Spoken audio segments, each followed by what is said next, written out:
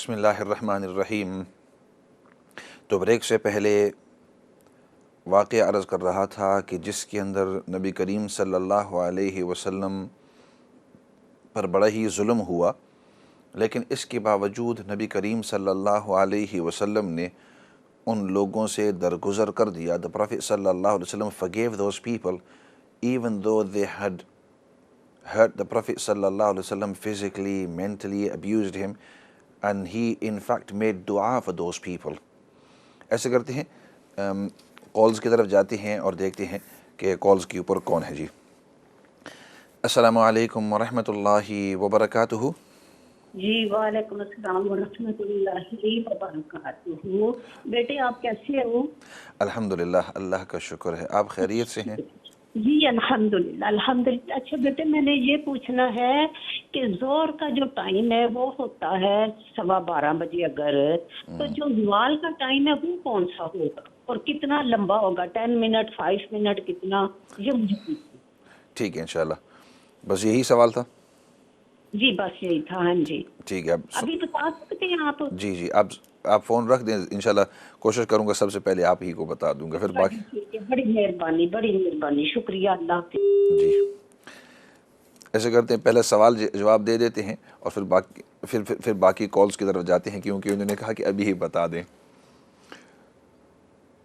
اصل میں دو چیزیں ہوتی ہیں اور بہت سارے لوگ اس سوال اس وقت کے اندر وہ کنفیوز ہو جاتے ہیں۔ لوگوں کے ذہن میں یہ ہوتا ہے کہ زوال کے وقت کسی قسم کی ہم نماز نہیں پڑھ سکتے، حالانکہ شریعت میں زوال ابھی انشاءاللہ سمجھاؤں گا کہ کس کو کہتے ہیں، اور چونکہ بہت سارے ہمارے علماء ساتھی ہیں، بلکہ علماء ساتھی کو بھی اس کے اندر تھوڑی سی غلط فہمی ہو جاتی ہے۔ دو چیزیں ہیں، ایک ہے زوال اور ایک ہے استوا۔ زوال کا مطلب ہٹ جانا، زائل ہو جانا، اور استوا کا مطلب بالکل برابر ہونا۔ عربی کے اندر there's two different words. One is zawal. Zawal means to move, and istiwa means to be equal and to be standing still.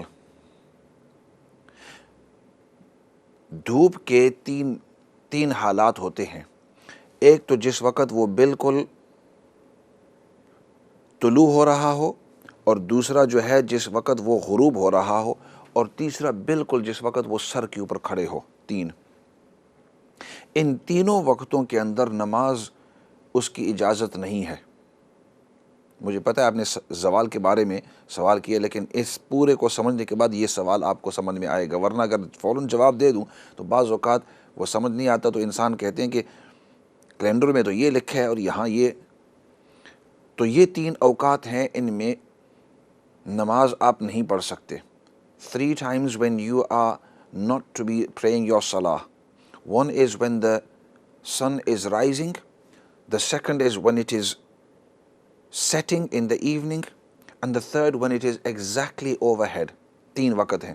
تو یوں سمجھو کہ جس وقت سورج طلوع ہو رہا ہے، اور یہ جو درمیان والی انگلی سب سے بڑی، جس وقت وہ سر پر ہے، اور جس وقت، اور اس کی وجہ یہ ہے کہ سورج کے پرستش کرنے والے، سورج کی عبادت کرنے والے، وہ ان 3 وقتوں کے اندر سورج کی خاص عبادت کرتے ہیں۔ لوگ پوچھتے ہیں کہ ان وقتوں کے اندر کیوں نماز نہیں پڑھ سکتے؟ Why can't we pray salah at these 3 times when the sun is rising, when the sun is setting, exactly the opposite, and exactly when the sun is overhead? And that's because there are sun worshippers, people who worship the sun in this world. And at these 3 times, when the sun is rising, they believe that their God is coming to life and is getting stronger, so they begin to worship. اس وقت وہ سورج کی عبادت کرتے ہیں، اور جس وقت وہ سر پر ہوتا ہے اس وقت دوبارہ اس کی عبادت کرتے ہیں۔ وہ یہ کہتے ہیں کہ اب سورج کے اندر سب سے زیادہ مضبوطی آ گئی ہے، the sun is at its strongest, so that's why we are going to worship the sun. And then in the evening when it's setting، جس وقت وہ غروب ہو رہا ہے، and they worship again، اس کی عبادت کرتے ہیں کہ اب ہمارا، یعنی ان کے ذہن کے اندر کہ ان کا یہ معبود اب وہ جا رہا ہے رات کے لیے تو جانے سے پہلے اس کی عبادت کر لیں. تو مسلمان کو حکم ہے کہ جس وقت سورج ان 3 صورتوں میں ہو اس وقت آپ کسی قسم کی نماز نہ پڑھو. کہیں کوئی دیکھنے والا یہ نہ سمجھے کہ یہ سورج کی عبادت کرنے والوں میں سے ہے یا سورج کے اس خاص وقت کے اندر عبادت کرتا ہے. اب ان 3 وقتوں کو، اس وقت کو کہتے ہیں طلوع آفتاب، the rising of the sun.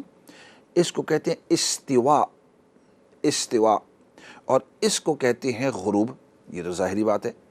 the rising of the sun, the median of the sun in English, and the setting of the sun، جس وقت سورج غروب ہو رہا ہے. ان 3 وقتوں کے اندر نماز جائز نہیں ہے. اب آخری بات کی طرف آ رہا ہوں. استوا سے اب جب جو ہی تھوڑا سا سورج زائل ہو جاتا ہے، میرے الفاظ غور سے سن، سورج استوا سے جب زائل ہوتا ہے تو اس زائل کو یعنی ہٹتا ہے تھوڑا سا تو اس کو ہم زوال کہتے ہیں. تو اب سورج وہ درمیان سے زائل ہو گیا ہے، زوال ہو گیا ہے، تو اب ظہر کا وقت شروع ہے. مطلب اب آپ نماز اپنی پڑھ سکتے ہیں. تو اب اس تفصیل سے آپ کو یہ بات پتہ چل گئی. You've understood from this that when the suraj zail, when it moves from that exact position and it moves to zawal، جب زوال ہو جاتا ہے اب آپ کی نماز کا ٹائم شروع ہو جاتا ہے. مطلب اب آپ اپنی نماز تم پڑھ سکتے ہو. جس وقت استوا تھا اس وقت نہیں پڑھ سکتے تھے، لیکن اب زائل ہو گیا ہے، زوال ہو گیا ہے، ہٹ گیا ہے. ہم بھی کہتے ہیں کوئی چیز اپنے عروج پر تھی، اب اس کا زوال ہو گیا ہے، بالکل اب اپنی جگہ سے ہٹ گئی ہے. زوال جب انسان اپنے اعلی درجے سے واپس ہٹ رہا ہے تو اعلی درجے سے اب واپس اس کا زوال ہو رہا ہے. تو جب زوال ہو جاتا ہے تو اب ظہر کا ٹائم شروع ہو گیا ہے. اب آپ اپنی نماز پڑھ رہے ہیں. اب آؤ آپ کے سوال کی طرف. تو آپ نے پوچھا کہ وہاں لکھا ہے کہ زوال 12:15 بجے ہوتا ہے. تو یہ جو کیلنڈر لکھنے والے ہیں نا، وہاں ان کو زوال نہیں لکھنا چاہیے، 12:15 بجے استوا لکھنا چاہیے. کیونکہ مسئلے کے لحاظ سے جیسے میں نے ابھی آپ کو سمجھایا ہے، the way I explained to you, according to the مسئلہ، at the time of zawal you can pray your salah. زوال کے وقت تو آپ اپنی نماز پڑھ سکتے ہیں، کیونکہ اب تو وہ اپنی جگہ سے ہٹ گیا ہے، زوال ہو گیا ہے، اور مطلب ظہر کا ٹائم شروع ہو گیا ہے. یہ جو وقت جس میں آپ نماز نہیں پڑھ سکتے اس کو زوال نہیں کہتے، اس کو استوا کہتے ہیں.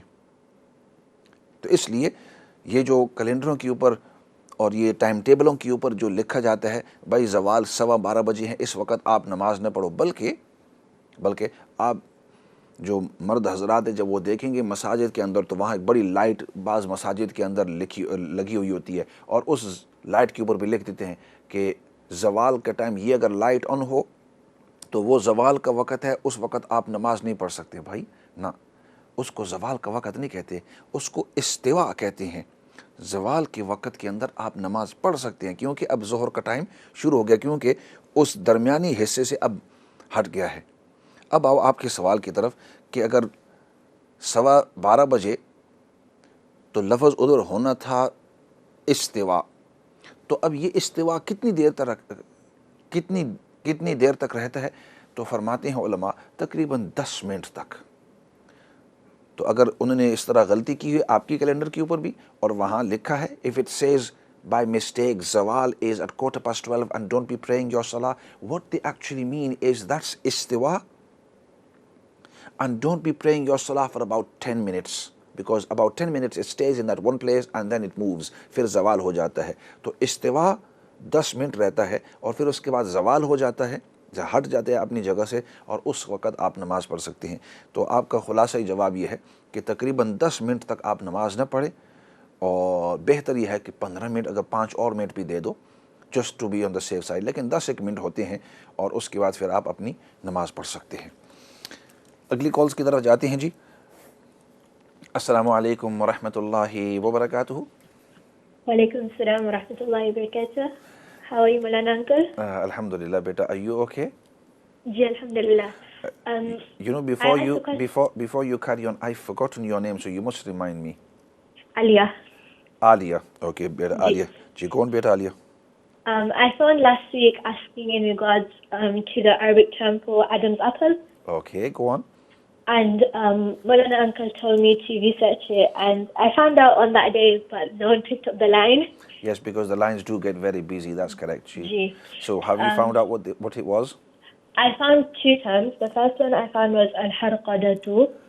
Go on, and how do you spell that? Say it so the listeners can understand it as well. So alif lam, ha, ra, qa, dal, and tamaruda. That's correct, Ji. Go on. And then the other one I found was literal translation, which is tufahu adama. That's right. But tufah means a normal apple, doesn't it? And Adam means an apple. So that's the literal translation. So when you said tufahu Adam, so that means that Adam's apple, but that's a literal translation. But the first one that you mentioned, so well done, Beta Alia, and that's why I asked your name so I can praise you. Well done, you've researched it, and inshallah carry on like that. And I hope one day you'll be speaking Arabic with me. Ji, inshallah. Inshallah. Well done, keep up your studies, inshallah. Ji. And keep listening. You're most welcome, Ji. Ye the bachche the, that's youngsters. Before I go on to the next call, let me praise them. Mashallah, it's so nice to see youngsters like this, interested in their deen, interested in some words of Arabic so that they can understand the Quran. So well done, Beta Ali, and all those other listeners. I know lots of youngsters, they listen to this program, and that's why I also speak in English. If you notice, the whole program is always in dual language. So I'll say some in Urdu, some in English, and then I'll switch back to Urdu. Some people say to me, how do you switch so fast? And I say, it's the listeners and their viewers, it's their du'as. But the reason I do this is because I go in the outside world, and a lot of youngsters, they say, you know, Maulana, we listen to your show and you mentioned this and this. Can you just clarify this? And what did you mean by this 2 weeks ago? And sometimes they remember, I've forgotten what I have actually said. So well done, Beta, and I know there's other youngsters as well. So keep listening and keep contributing, all of you, inshallah. Next call, agli call ki taraf jate hain ji. Assalamu alaikum wa rahmatullahi wa barakatuhu. वालेकुम अस्सलाम व रहमतुल्लाह। अली बात कर रहा हूँ, आपको आवाज़ सही आ रही है मेरी? जी बाद आपकी आवाज़ आ रही है जी। जी अल्हम्दुलिल्लाह। मैं कह रहे हैं जी, टाइम थोड़ा मुख्तसर है, तो आपसे शॉर्ट से 2 ही सवाल होंगे। अगर अभी टाइम मिले तो उसका जवाब देते हैं। माशा बहुत अच्छा। आपकी आवाज़ ज़रा कम आ रही है, दोबारा ज़रा थोड़े से ज़ोर से। जी भाई अली। जी वो स्पीकर ऑन था तो मैं सुन रहा था। मैं सुन रहा इसलिए। ठीक है, 2 शॉर्ट सवाल थे, टाइम वाले मुख्तसर है। ज़रूर। तो जी शॉर्ट्स अगर आपको टाइम मिले। खिज़र अलैहिस्सलाम गायब हैं, हयात हैं, उनका कब आएंगे? ठीक है, कुछ मुख्तसर बयान। नंबर 2, अतर या इत्र की फजीलत या सुन्नत कौन से किस्म है, किस किस्म की पसंद फरमाई थी? अगर आपको टाइम मिले, अल्लाह आपको जज़ा खैर व बरकत दे। अस्सलाम वालेकुम। जज़ाकल्लाह खैर। बहुत मुख्तसर अंदाज में और वेरी नाइस अंदाज के अंदर सवाल किया। ऐसा करते हैं, बाकी कॉल्स के बजाय मैं ऐसे करूँगा कि भाई अली ने, मैंने पूछा भी नहीं कि भाई अली आप कौन से शहर से हैं। चलो एनीवे, तो पहले भी आपने सवाल किया था, इसलिए I want to focus on this, कहीं ये छूट ना जाए। तो इसलिए बाकी जितनी भी कॉलर्स हैं, मैं आपसे अपोलोजाइज़ करूँगा, आप कॉल्स को ज़रा फ़िलहाल ड्रॉप कर दो। साथ ही मुझे कह रहे हैं कि बहुत सारे कॉलर्स इंतज़ार कर रहे हैं। हज़रत खज़र अलैहिर्रिज़वान, उनके बारे में थोड़ी सी तफसील। तो कुरान करीम के अंदर अल्लाह रब्बुल इज़्ज़त ने खज़र का ज़िक्र किया। लोग खिज़र कहते हैं, खिज़र नहीं है, खज़र। और खज़र इसलिए कि वो जिस जगह के अंदर जाते थे, खज़र अरबी में कहते हैं सरसब्ज़ी और शादाबी। खज़र, some people say is Khizar, it's not Khizar, the correct way to say it is Khadir, Khadir, द्वाद के साथ। And what it means is you go and refresh the place. Grass, if it was dead place, barren place, you sit over there and it becomes freshened up, and grass is growing there and livelihood begins to grow over there. वहाँ ज़िंदगी आ जाती है। और हज़रत खज़र अलैहिर्रिज़वान, उनकी ये खासियत थी कि अल्लाह रब्बुल इज़्ज़त ने खासियत दी थी, जिधर जाते थे वहाँ एक किस्म की ज़िंदगी आ जाती थी। वहाँ उस इलाके के अंदर अगर बारिश नहीं होती, अल्लाह रब्बुल इज़्ज़त बारिश वगैरह वगैरह, तो इसलिए उनका नाम है खज़र। कुरान करीम के अंदर अल्लाह रब्बुल इज़्ज़त ने उनका तज़किरा एक मरतबा किया है सूरत कहफ़ के अंदर 15वें सिपारे के आखिर में। वइज़ क़ाल मूसा अऊज़ु बिल्लाहि मिनश शैतानिर रजीम बिस्मिल्लाहिर रहमानिर रहीम वइज़ क़ाल मूसा लिफ़ताहु ला अब्रहु हत्ता أبلغ مجمع البحرين أو أمضي حقبا. Allah subhanahu wa ta'ala has mentioned Khadir alayhi salam in this story, اس رکوع کے اندر, in Surah Al-Kahf, towards the end of the 15th para, towards the end.